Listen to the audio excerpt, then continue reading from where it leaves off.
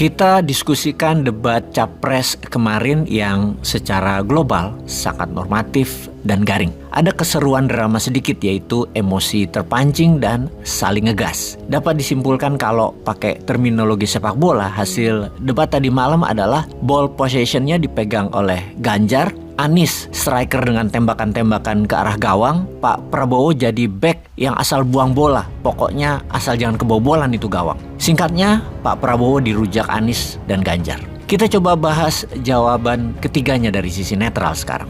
Komentar tentang penguatan cyber itu termasuk visi proyeksi geopolitik 5.0 pada korelasi transformasi digital. Ini bicara strategi dunia, di mana secara keseluruhan harusnya pertahanan itu memang perlu melakukan penguatan pertahanan cyber. Namun kalau bicara cyber, tidak bisa meninggalkan unsur lain karena cyber itu hanya tool, hanya alat. Dari apa? Nah, ini pertanyaan yang harus dijawab dulu sebelum menjawab penguatan cyber. Kita harus melakukan konsolidasi demokrasi, ekonomi hijau, transisi energi bebas karbon, health atau kesehatan, kemudian juga ocean economic biru, poros maritim dunia. Juga pembangunan IKN harusnya masuk dalam proyeksi geopolitik. Tetapi ketiganya ternyata tidak ada yang mendiskusikan masalah ini. Postur pembangunan kekuatan militer kita faktanya sekarang sangat minim. Essential force dalam penguatan alutsista yang memberi dampak penangkalan tinggi. Para capres tidak juga mendiskusikan hal tersebut, belas malah ribut anggaran saling menjatuhkan satu sama lain.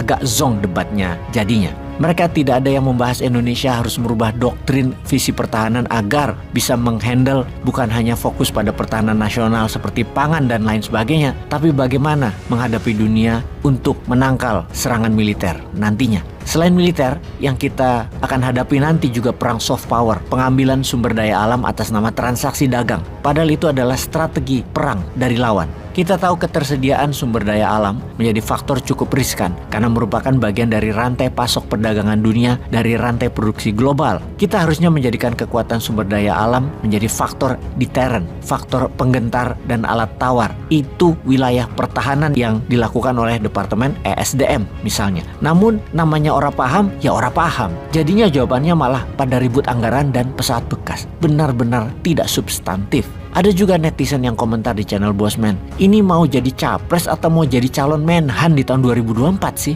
Yang dalam hati saya angguk setuju. Kalau kita mengacu pada amanah Undang-Undang Dasar, kita akan menjalankan yaitu melindungi segenap tumpah darah Indonesia, menjaga perdamaian dunia, dan memerdekakan bangsa yang tertindas. Kalimat itu jelas mengamanahkan siapapun yang menjadi presiden Indonesia harus membuat Indonesia menjadi negara kuat, negara superpower, artinya punya nuklir, ekonominya kuat, artinya menjadi negara produsen, budayanya kuat, artinya mengendalikan soft power dunia dengan kuliner, film, musik, dan lain sebagainya. Edukasi dan mental putra-putri bangsanya kuat, fisiknya kuat, dengan misalnya menaikkan ukuran tubuh manusia Indonesia 10 cm lebih tinggi dari rata-rata penduduk sekarang, juga menaikkan minimum 30 poin dari rata-rata IQ penduduk Indonesia sekarang, dan penduduk yang sarjana pernah merasakan kampus yang saat ini hanya 6%, udah 7 presiden hanya 6% dari populasi, harus meningkat jadi 40% penduduk tahu ilmu kampus atau pernah belajar di kampus. Ini adalah konsep bernegara Indonesia yang seharusnya, yang diharapkan dari debat adalah keluarnya cara masing-masing capres mau dibagaimanakan ketika kalian mendapat mandat tersebut untuk tujuan itu tercapai.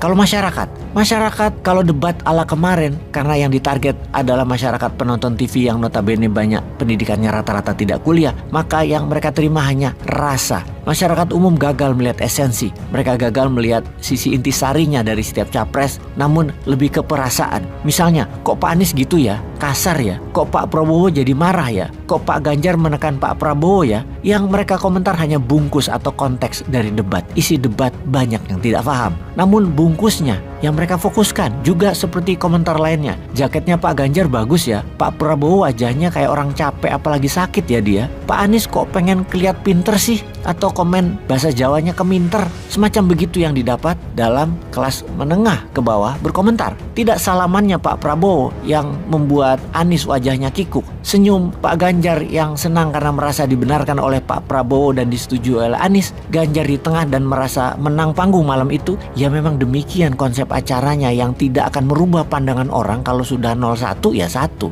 kalau sudah 2 ya 2, kalau sudah 3 ya 3. Harusnya debat tersebut untuk menambah wawasan dan confidence serta membuat mereka yang golput ikut memilih atau bisa memutuskan. Dengan data debat kemarin, faktanya tidak merubah apapun kecuali menambah drama, bahan diskusi dan gunjingan saja. Saran nih ya, ganti konsep debatnya, wahai KPU. Peace.